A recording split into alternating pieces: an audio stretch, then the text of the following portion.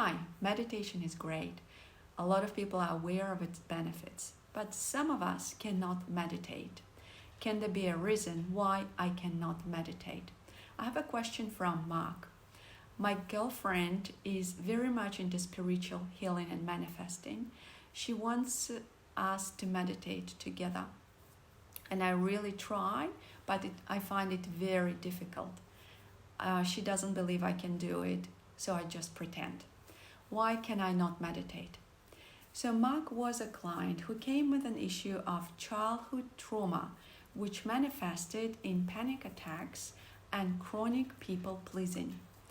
These issues started creating problems in his relationships and business. He couldn't control those two reactions. They became automatic, unconscious, and overwhelming. Now, but the question is, why can't Mark meditate? This short answer is this. When you have been through severe childhood stress, it becomes chronic. Childhood stress is formed as a response to adapt to an emotionally unavailable parent or caregiver. It is your childhood adaptation to your social environment that raised you. Mark was raised by a mother who had frequent anger outbursts and was a gambler. To adapt to living with such parent, what could he do really? What can a child do? Not much you can say, yet our bodies have built-in trauma responses to protect us, to ensure our survival. All our bodies can do that. And trauma response can be one of the four or a complex combination of those four. It's freeze, fight, flight, or fawn, which is please. And Mark's trauma response to live with this emotional unavailable adult was to freeze and to fawn. Now let's look at the mechanics of freezing.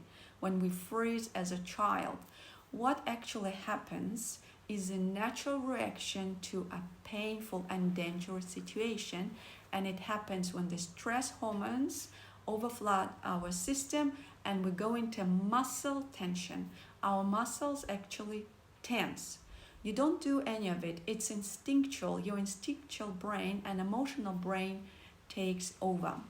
So through tensing of the muscles and then not being able to relax them, we create some kind of armory within our bodies. And this is chronic tension. This armory becomes us. The tension is always there. There is always tightness. And when we are tense, we cannot relax. So it's either tightness or flow. There is no flows because these are mutually exclusive. It means you cannot be tensed and relaxed at the same time. So a lot of us who have been through childhood trauma carry this kind of armory, which is also our childhood adaptation. And when you're trying to meditate, this is not going to work. Because what in fact is meditating? It's becoming progressively relaxed. But there are two big problems with becoming progressively relaxed when you experience childhood chronic stress. Number one, you are sitting within the armory, which is consisting of tense muscles.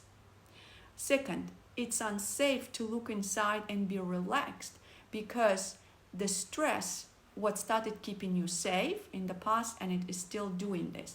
Now imagine wearing a full body armor like those ancient knights. How comfortable are you going to feel? Can you really relax? Or instead you will be weighed down by this armor. You will actually feel this armor, how it weighs down your shoulders, tightens your limbs, squeezes and digs into your arms, shoulders, and elbows, presses on your abdomen, and basically holds you in a tight ring of metal. So if you're living with this tight body, where would your attention go? Would you try to be progressively relaxed, or is it becoming impossible? You're trying to relax and breathe, or you're struggling to maintain some sort of comfort within the confines of the armor? The answer is obvious, isn't it?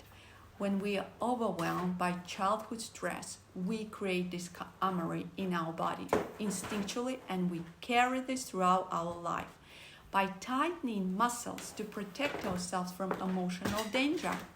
We use the same protective mechanism to protect from physical and emotional danger.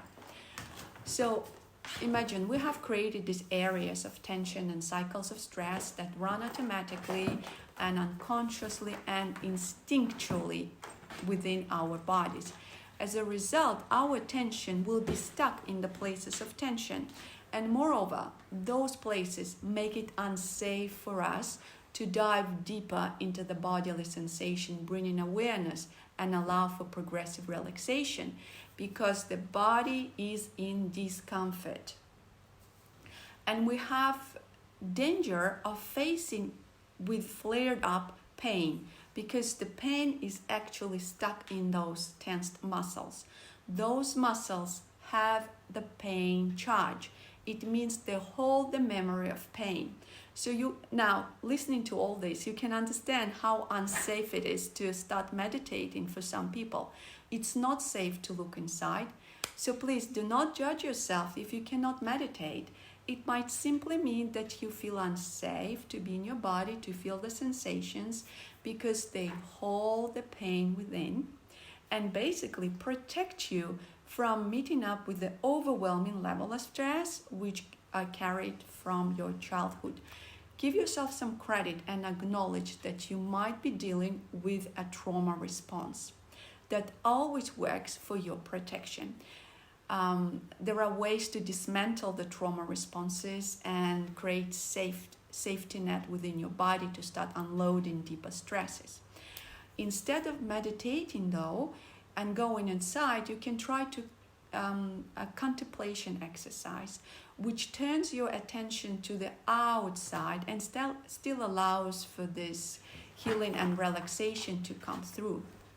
Try to start by just sitting comfortably, and instead of going inside, contemplate on things outside, maybe a candle, a plant, or a garden. When you notice details about the thing that you're looking at, and have some kind of commentary in your head, describe the shape, the color of that thing. And if you feel some kind of emotional or physical responses, you are doing this, just acknowledge it and keep moving through.